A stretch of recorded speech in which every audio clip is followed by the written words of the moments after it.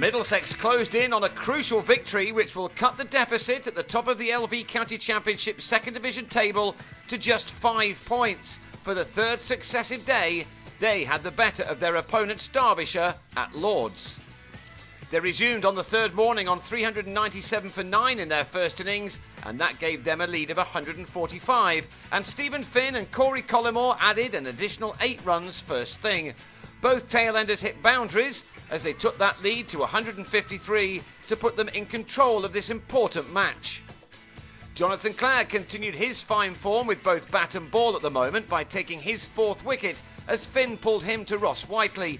Clare had led the Derbyshire attack with figures of 4 for 69 as Middlesex were dismissed for 405.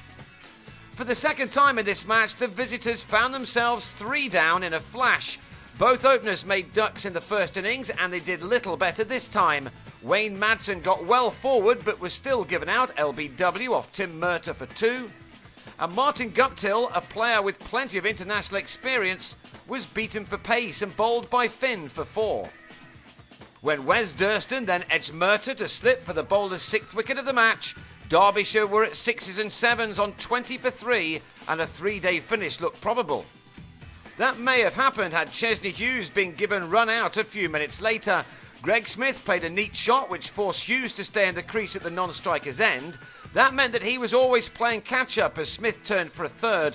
Even though Middlesex relayed the throw from the deep, Hughes looked as if he'd fallen short of his ground when John Simpson broke the stumps.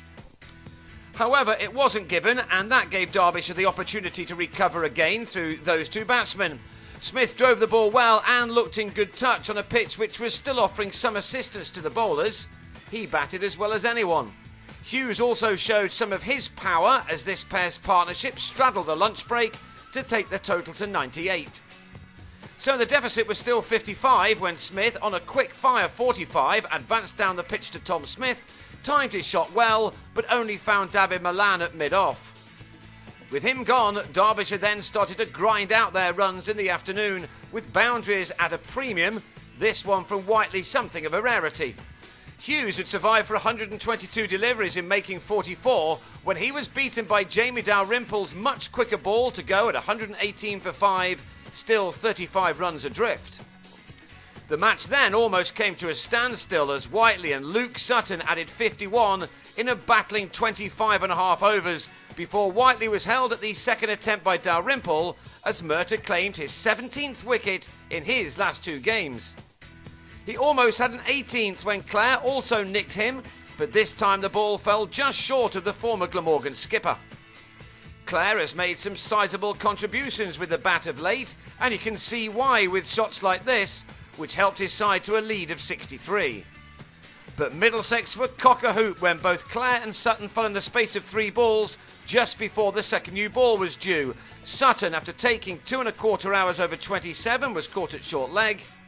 And Clare was then bowled around his legs for 37, both wickets falling to Dalrymple. In spite of his success, Neil Dexter soon took the new cherry to try to finish off the innings quickly. Tony Palladino momentarily kept Finn at bay. But the tall England man then had him caught behind for 13 for his 5th success of the match, a game he started late in after dashing down from Nottingham on the first morning. His 6th wicket soon arrived as Mark Turner was taken off the edge by Milan for 7 in what was the day's final over. Derbyshire had been bowled out for 243 this time, another good recovery, but not enough, you would think, to cause Middlesex any problems. They now have a whole day to knock off just 90 runs to record their 6th successive win in the LV County Championship this summer and close that gap on leaders Northamptonshire. They would expect to get that done, possibly in the first session on the final day.